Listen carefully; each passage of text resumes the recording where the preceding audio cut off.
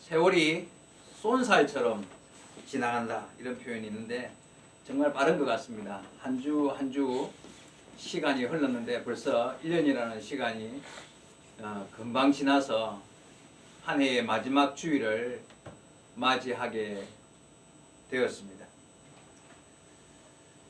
우리 여러분을 보시기에 오른쪽에 앉아있는 청년들 학생들과 그리고 이렇게 왼쪽에 앉아있는 우리 어른들과 시간의 흐름이 약간 차이가 있어요.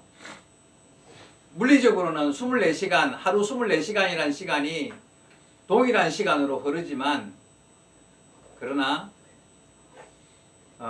시간의 흐름을 느끼는 그 감정은 우리 청년 때, 학생 때는요 좀 다르게 느껴지고 좀 나이가 들어보니까 시간이 참 빨리 흐른다는 생각을 정말 더 하게 된다는 걸 느끼게 됩니다. 인생이 그렇게 길지 않다. 이제 50을 꺾어져 넘고 나면 그 다음부터는 더더욱 빨리 흐르는 거 아닌가 이제 그런 생각도 하게 되는 것 같습니다. 오늘 설교 제목이 뭡니까? 지금 필요한 것. 지금 필요한 것. 오늘 설교 제목이 지금 필요한 것인데 여러분 지금 필요한 게 뭡니까? 지금 필요한 것. 사람이 인생을 살아가는데 가장 필요한 게 무엇일까? 또는 무엇이 있어야 인생을 잘 살 수 있을까? 내가 인생을 살아가는데 가장 힘이 되고 원동력이 되는 게 무엇일까? 여러분 뭐라고 생각하십니까? 이 질문에 대한 많은 사람들은 돈이라고 대답을 하고 싶을 겁니다. 그렇죠. 돈이 있어야 대접도 받고요. 돈이 있어야 인생은 편하고 즐겁고 행복하게 살아갈 수 있는 게 현실입니다. 돈으로 안 되는 게 없고 또 돈이면 세상 부러울 것도 부족한 것도 없어 보이는 그런 게 지금 현 시대이기 때문에 그렇습니다. 뭐 굳이 돈 말고 더해지기를 원하는 게 있다면 뭐 권력이나 힘 있으면 더 좋고 거기다가 인기와 명예가 있다 이러면 더 할 나위가 없고 뭐 그런 것들을 추구하는 게 이 세상 사람들이라고 생각합니다. 그게 가치관이 아닌가 싶습니다. 그런데 여러분은 예수를 믿는 사람, 하나님을 섬기는 사람이기 때문에 이 세 가지 질문, 아까 처음에 말씀드렸던 사람이 인생을 살아가는데 가장 필요한 건 무엇이냐? 무엇이 있을 때 사람이 내가 인생을 살아가는 원동력과 인생을 살아가는 힘은 무엇인가? 무엇이 있어야 인생을 잘 살 수 있는가에 대한 질문에 대한 답은 우리는 그것이 믿음이어야 합니다. 믿음. 그렇죠? 믿음으로 안 되는 것이 없고 믿음으로 무엇이든 이룰 수 있다라는 그래서 오직 의인은 믿음으로 말미암아 살리라 하고 성경은 말씀하고 있습니다. 우리가 부르는 찬송 중에도 주 예수 믿는 힘으로 알고 있죠, 그죠? 주 예수 믿는 힘으로 온 세상 이기네 믿음이 이기네 믿음이 이기네 주 예수를 믿음이 온 세상 이기네. 자, 우리 노래는 이렇게 부릅니다. 주 예수를 믿는 믿음이 온 세상을 내가 만날 수 있는 모든 환경, 내가 경험할 수 있는 모든 일을 이길 수 있는 힘은 돈이 아니고 믿음이라고 이야기하고 있어요. 그렇게 노래를 부릅니다. 그런데 사실은 살아가는 동안에 나에게 지금 필요한 건 돈이야 라고 생각하며 인생을 산다는 거예요. 우리의 믿음과 우리의 삶의 현실은 너무나 괴리되어 있는 그런 모습을 발견할 때가 많습니다. 예수님께서 우리에게 열심히 돈 벌으라고 말씀하지 않았어요. 그렇다고 뭐 돈 벌지 말라고 말씀했다는 게 아니라 정말 중요한 게 뭐냐면 정말 중요한 것은 우리에게 필요한 것은 하나님이 주신다고 약속하셨기 때문에 우리는 하나님께 구하는 자가 되어야 해요. 여러분 그래서 성경에 예수님께서 구하라 주실 것이다. 찾으라 찾게 될 것이고 문을 두드리는 자에게 열릴 것이다. 하나님이 주실 것이니 네가 네 노력으로 네 능력으로 뭔가 해서 많이 거두고 열매 맺고 하려고 하지 말고 하나님께 구하여서 정말 네가 필요한 것은 하나님께서 가지고 있으니 달라고 해라. 이렇게 말씀하신다는 거예요. 주님이 농담으로 하신 이야기가 아닙니다. 이 사실을 믿는 자들은 어떻게 하냐면요. 수많은 성도들이 지금도 그래서 세상의 힘과 어떤 돈으로 해결할 수 없는 것을 주께 구하여 믿음으로 구하여서 얻으며 인생을 살아가는 믿음의 성도들이 지금도 많이 있습니다. 성경도 그 이야기를 우리에게 하고 있는 거예요. 성경에 돈으로 인생을 살았던 사람이 아니라 믿음으로 인생을 살아서 결국 승리한 사람들의 이야기가 성경에 가득하지 않습니까, 여러분? 그럼에도 불구하고 이 시대 말을 살아가는 우리는요, 아직도 믿음이 아니라 돈이 있어야 인생은 성공하는 거지, 돈으로 사는 거지, 돈을 원하는 사람들이 얼마나 많은지 모릅니다. 그래서 우리에게 정말 필요한 것은 돈이 아니라 믿음이다 라는 사실을 오늘 말씀을 통해서 여러분 뼛속 깊이 새겨야 합니다. 지금 물어볼게요. 여러분 돈이 얼마 있으면 만족할 것 같습니까, 여러분? 한 어느 정도 내가 가지고 있으면 10억? 20억? 네? 자, 이런 거 들어봐요. 만약에 지금 말하는 여러분이 생각하는 그 금액을 가지고 있는 사람이 있을 거 아니에요. 그 사람은 평안하고 행복하고 만족할까요? 아니요. 여러분 수준에서 내가 이 정도만 있으면 만족해, 이 정도만 있으면 넉넉해 라고 생각하는 그 돈을 가지고 있는 사람은요, 또 만족하지 않습니다. 결국 무슨 말이냐면 결국 인생은 돈으로 만족할 수 있다 없다? 없다는 거예요. 가진 것으로는 절대 만족할 수 없습니다. 지금 여러분에게 그래서 부족한 것은요, 돈이 아니라 뭐라고요? 믿음입니다. 지금 나에게 정말 필요한 것은 돈이 아니라 믿음이다. 우리 한번 따라합시다. 지금 나에게 정말 필요한 것은 돈이 아니라 믿음이다. 여러분 이게 마음에 딱 새기셔야 됩니다. 마음에 새겨야 돼요. 많은 사람이 자꾸 사단의 유혹 때문에 나한테 필요한 건 돈이야, 나한테 필요한 건 지금보다 조금만 더 있으면, 야 내가 지금 벌고 있는 것에 한 50만 원만 더 벌면 맛있는 것도 좀 사 먹고 영화도 몇 프로 보고 좀 모아놨다가 해외여행도 한 1년에 한두 번 갔다 오고 한 50만 원만 더 벌면 그게 될 것 같아. 근데 진짜 50만 원 한 몇 년 후에 50만 원 더 벌면 그 50만 원 더 번 걸 가지고 할 수 있을 것 같습니까? 아니요. 그때 되면 또 다 달라지는 거예요. 나가는 게 더 많이 생기는 거예요. 여러분 돈으로는 절대 사람은 만족할 수가 없고요.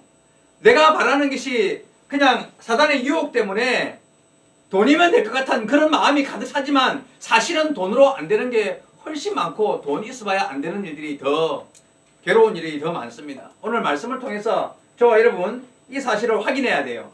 이게 진리라는 것을 확인해야 돼요. 그리고 돈이 아니라 믿음으로 사는 방법을 배워야 돼요. 오늘 이 시간에 돈이 아니라 정말 믿음으로 살아가는 방법을 배울 수 있게 되기를 부탁드립니다. 오늘이 2024년의 마지막 주일인데 내년에 무슨 계획을 세우고 있습니까?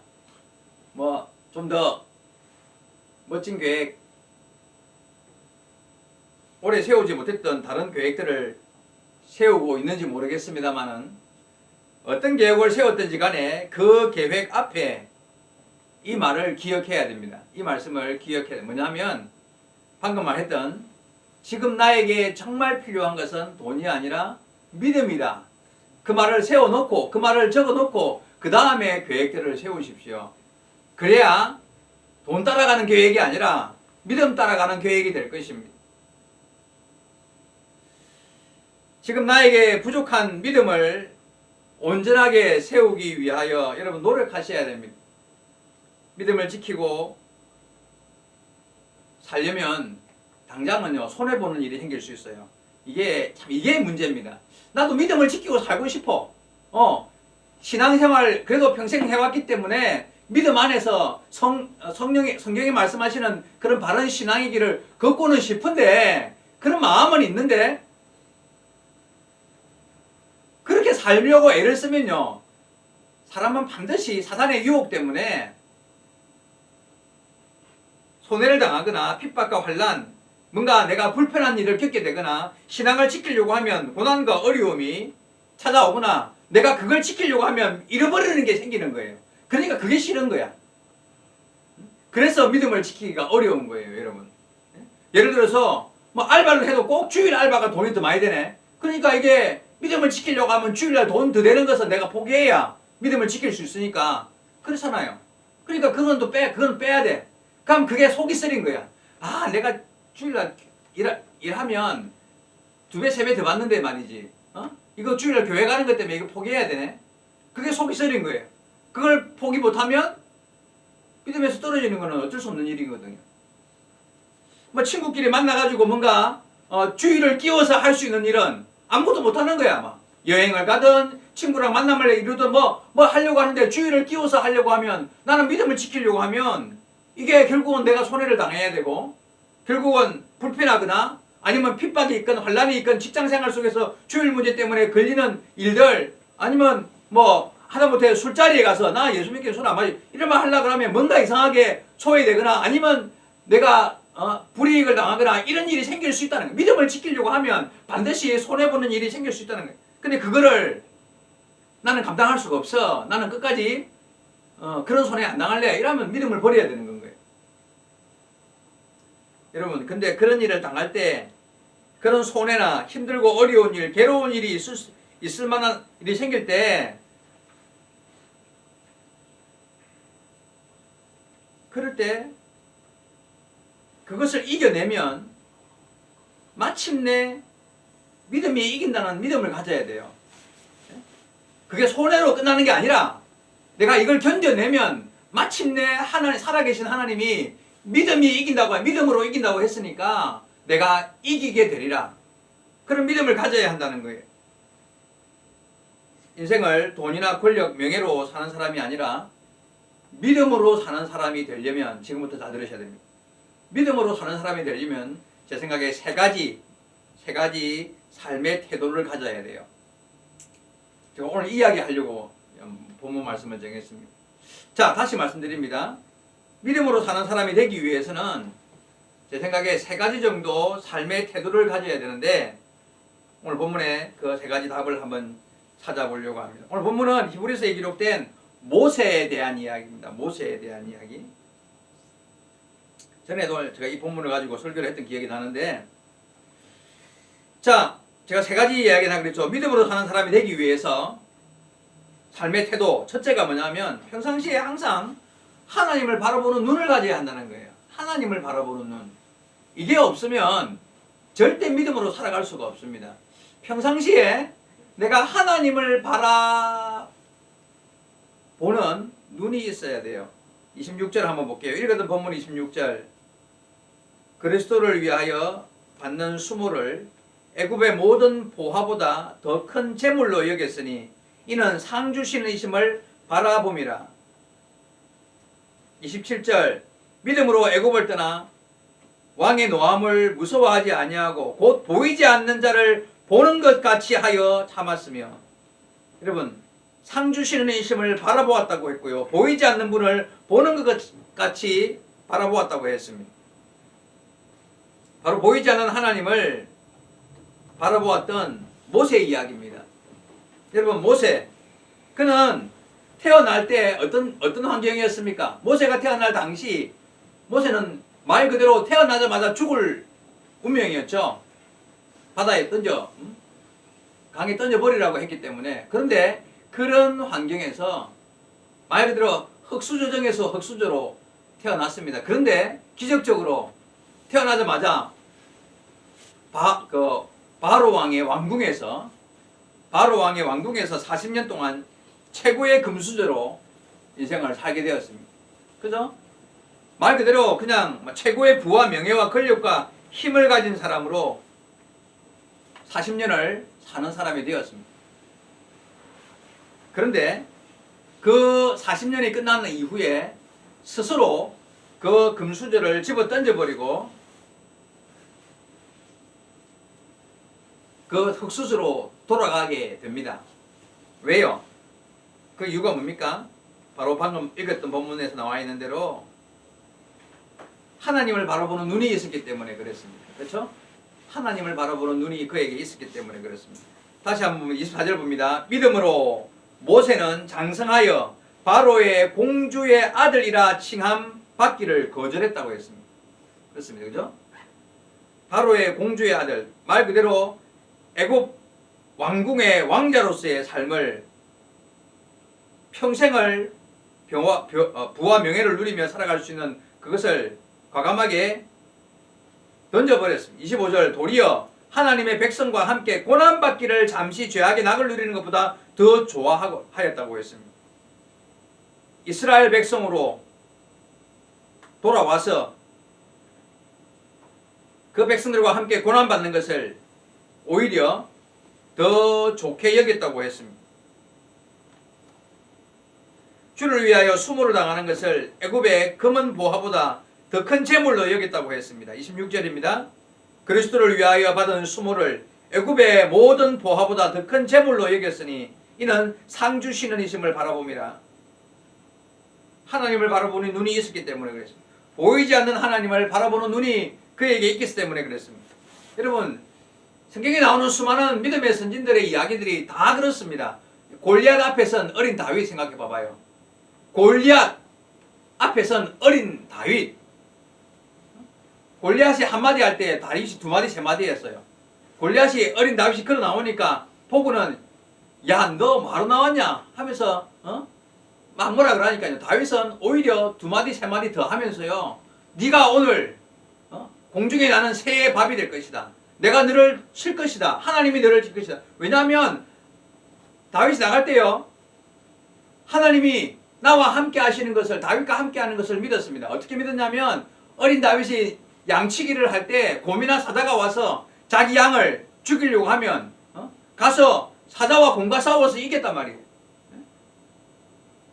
오늘 저 골리앗이 나를 하나에 나오지만 그 사자와 곰처럼 하나님이 나와 함께 하심을 믿는 믿음으로 나가서 저놈을 칠 것이다. 하나님이 그를 나로 하여금 저를 이기게 할 것이라는 믿음이 있었습니다. 하나님을 바라보는 눈이 아니었으면 어떻게 그 앞에 나갈 수 있었겠습니까? 하나님을 바라보는 눈이 있었기 때문에 그는 그 환경 속에서도 믿음으로 담대하게 조금도 주눅들지 않고 그 앞에 나갈 수가 있었습니다. 여러분, 다가오는 2025년 우리에게 무엇이 필요한 것 같습니까? 이 믿음의 선진들이 보이지 않는 하나님을 바라보았던 믿음의 눈을 가질 수 있게 되기를 주의 이름으로 축원드립니다. 여러분, 그래야 하나님을 바라보는 눈이 있어야 세상을 믿음으로 살아갈 수 있는 자가 됩니다. 믿음으로 사는 자가 되기 위해서는 첫째 태도가 하나님을 볼 수 있는 눈이 있어야 돼요. 어떤 환경 속에서도 하나님을 먼저 바라보는 눈이 있어야 합니다. 그런데 한 가지 질문. 지금 여러분의 상황에서 하나님을 가장 잘 바라볼 수 있는 장소와 시간이 언제 어디일 것 같습니까?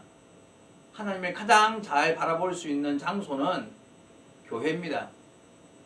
시간은 예배 시간이에요. 그렇죠? 이 시간에 하나님을 가장 잘 바라보고 가장 잘 그 음성을 들을 수 있는 자리가 이 자리 아니겠습니까? 주일날 교회 와서 예배 드리는 장소, 시간 말고 어디에서 이보다 더 하나님과 가장 가까워지는 시간, 그 장소가 있을 수 있겠습니까, 여러분? 그래서 여러분, 주일날 교회 와서 예배 안 드리면서 믿음으로 사는 삶, 그런 말이 있을 수 있겠습니까, 여러분? 주일날 교회 와서 예배 드리지 아니하면서 하나님을 바라본다, 새빨간 거짓말입니다. 어떻게 그게 가능해요? 주일날 교회 와서 예배 드리지 않고 어떻게 더 나은 믿음의 삶을 이야기할 수 있냐 말이에요. 결국 주일날 교회 와서 예배 드리지 않는 삶은 그냥 돈 따라 살다가 지옥 가는 인생입니다. 그런 말 들으면 기분은 안 좋을 수 있을지 모르지만 사실이 그렇습니다. 여러분, 온전한 주일 성수는 그 온전한 주일 성수로 정말 온전히 하나님을 바라보는 눈을 가져야 합니다. 그리고 그리함으로써 믿음으로 세상을 이기고 살아가는 그런 성도 여러분 되셔야 합니다.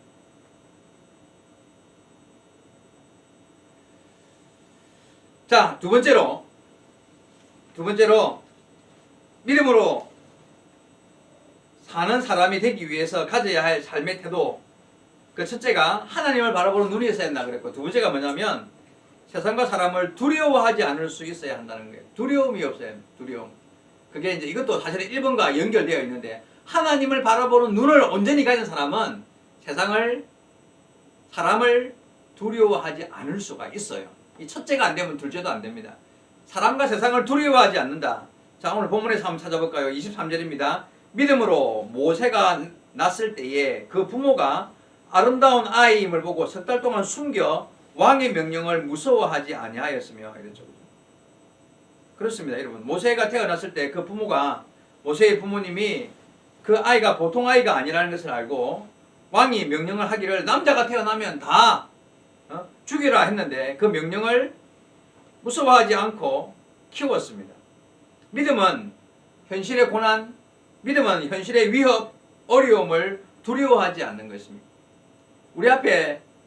우리의 신앙의 삶 가운데요, 우리 앞에 놓이는 수많은 두려움, 우리로 하여금 두렵고 떨리게 만드는 일들이 많이 있습니다. 그런 일들을 바라볼 때에 믿음의 눈을 가진 사람은 그것을 두려워하지 않는다.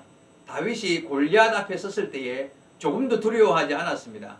누가 봐도 야 쟤 저러다 죽겠다, 다 그렇게 생각했지만 실제로 그 앞에 나가는 다윗은 조금도 두려워하지 않았습니다. 이유는요, 하나님을 바라보는 눈이 있었고 바로 세상과 사람을 두려워하지 않는 믿음이 그에게 있었기 때문에 그렇습니다. 여러분 명심하십시오. 기도해야 됩니다. 우리에게 하나님, 세상과 사람을 두려워하지 아니하는 믿음을 달라고 기도해야 합니다. 그 당시 모세가 나중에 이제 바로 앞에 나가잖아요. 광야 40년을 보내고 나서 그 80세가 되었을 때 하나님의 부름을 받고 모세가 이제 드디어 바로 앞에 섭니다. 그리고는 그 앞에 가서 내 백성을 보내주시오, 하나님을 섬기기 위해 떠나야겠습니다 라고 이야기합니다. 사실은요, 목숨을 건 거예요. 그 당시 절대 권력을 가진 바로 왕이 저놈 죽여라 하면 끝이에요. 목숨이 100개라도 죽는 거예요. 그죠?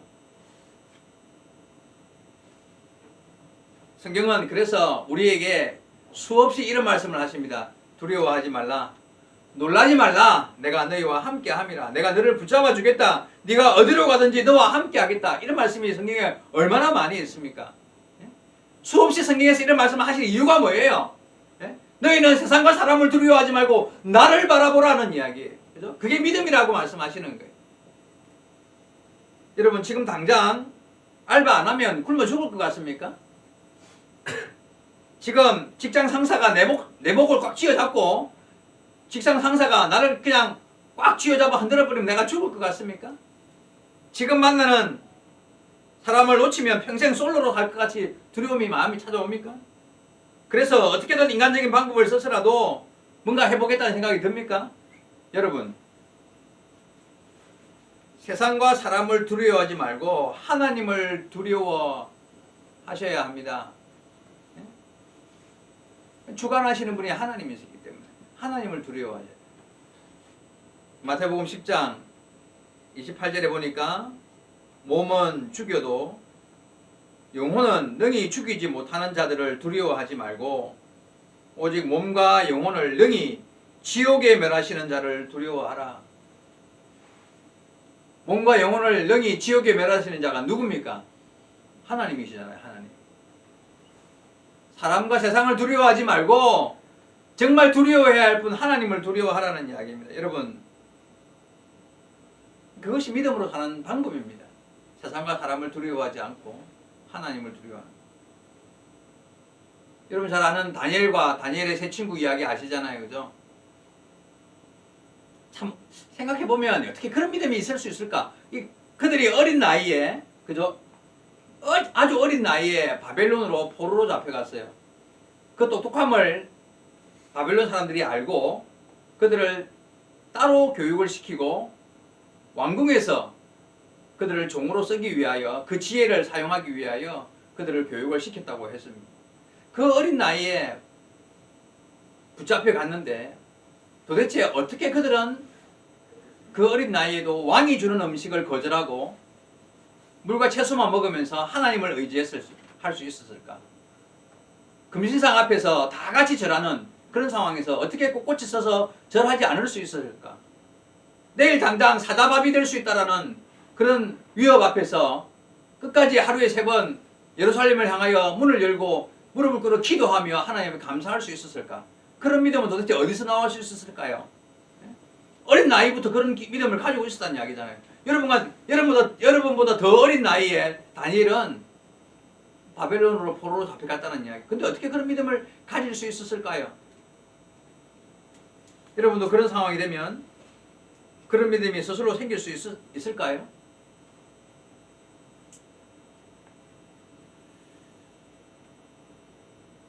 세상과 사람을 두려워하지 않을 수 있는 믿음을 달라고 여러분 기도하시기 바랍니다.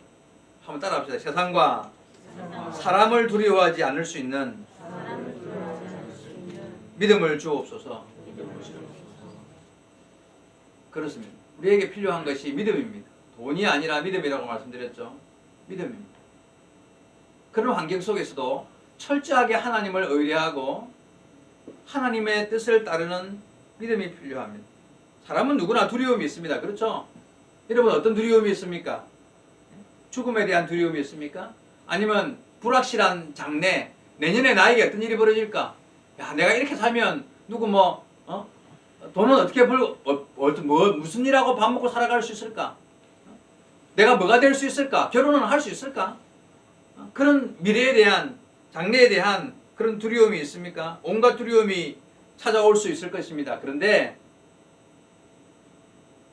철저하게 하나님을 바라보는 것밖에 다른 방법은 없습니다.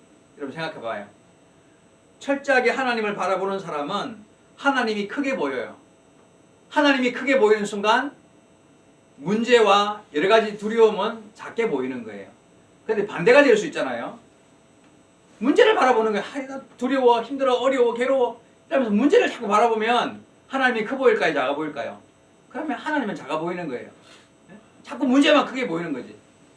그러면 더 큰 두려움으로 빠져들게 되는 거예요. 아무것도 장담할 수 없는 내 미래에 대한 어떤 것도 보이지 않는 그런 두려움 속에 빠지는 거예요. 그래서 여러분 어떻게 된다 그런 이야기입니까? 철저하게 하나님을 바라보아야 합니다. 철저하게 하나님을 바라보는 사람은 세상과 사람을 두려워하지 않을 수 있다는 것입니다. 다시 말씀드립니다. 하나님을 온전히 바라봄으로써 세상과 사람을 두려워하지 않는 저와 여러분 되기를 주의 말씀으로 부탁드립니다. 자, 마지막 3번째로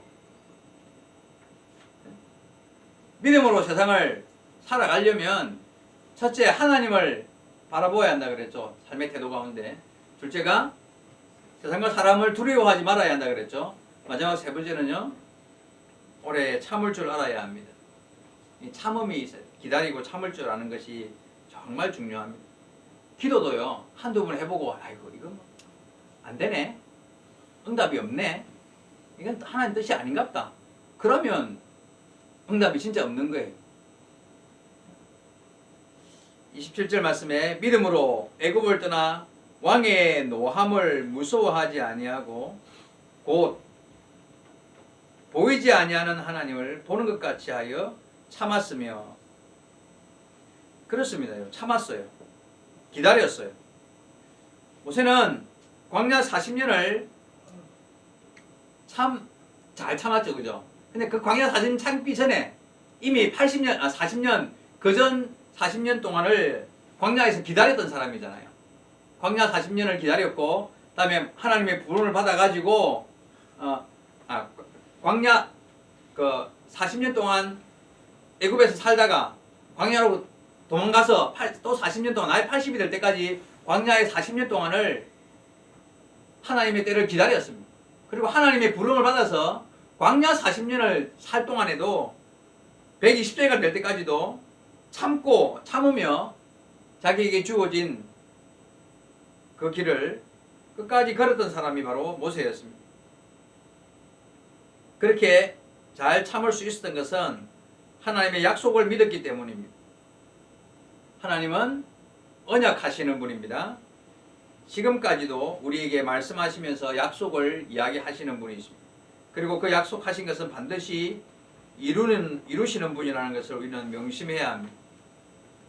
성경에 기다린 사람이 모세뿐이었습니까? 참았던 사람이 모세뿐이었습니까? 그렇지 않습니다.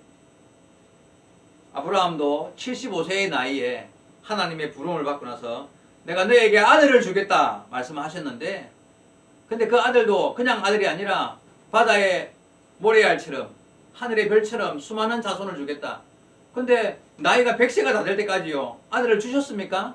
25년의 시간이 흘렀지만 약속하신 말씀대로 그 아들을 주시지 않았습니다. 근데 25년 후에 25년을 기다린 후에 25년을 참았던 후에 하나님이 이삭을 주셨습니다. 요셉은 꿈으로 그가 뛰어난 사람이 될 것이다. 그 형제들이 절하고 부모까지도 자기 앞에서 머리를 숙이는 그런 뛰어난 사람이 될 것이다. 세상에 뛰어난 사람이 되겠다는 그런 꿈을 하나님께서 어린 요셉에게 주셨습니다. 그런데 당장 그렇게 됐습니까? 10년 동안 종살이, 애굽에 팔려서 종살이하고 3년 동안 감옥에 들어가서 감옥살이하고 13년이 지난 이후에야 온갖 고난 수모를 당한 이후에야 애굽의 총리가 되었습니다. 여러분 몇 년 뭘 기대하면서 기다려본 게 있습니까? 아니 몇 년이 아니라 단 몇 달, 몇 주라도 뭔가 간절한 마음으로 기대하면서 기다리면서 기도하면서 노력해본 경험이 있으십니까? 그렇지 않으면 하나님은 우리를 통하여서 약속하신 바를 이루는 것을 내 눈으로 확인하기 어렵습니다. 우리는 요업의 인내를 바라보고 요업의 참음을 배워야 합니다.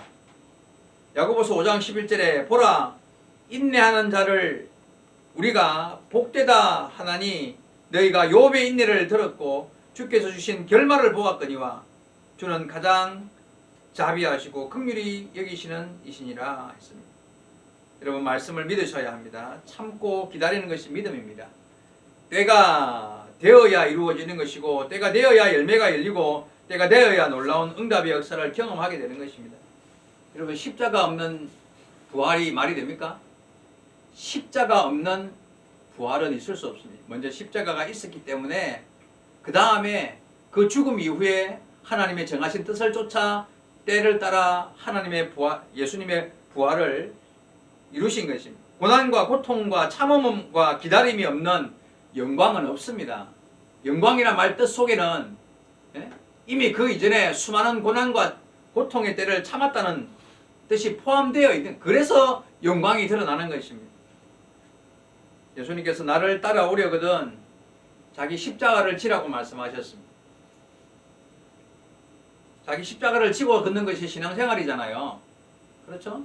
근데 지금 여러분들은 어떤 생각을 하고 있냐면 십자가는 안 지고 신앙의 아름다운 열매는 맺어보겠다는 그런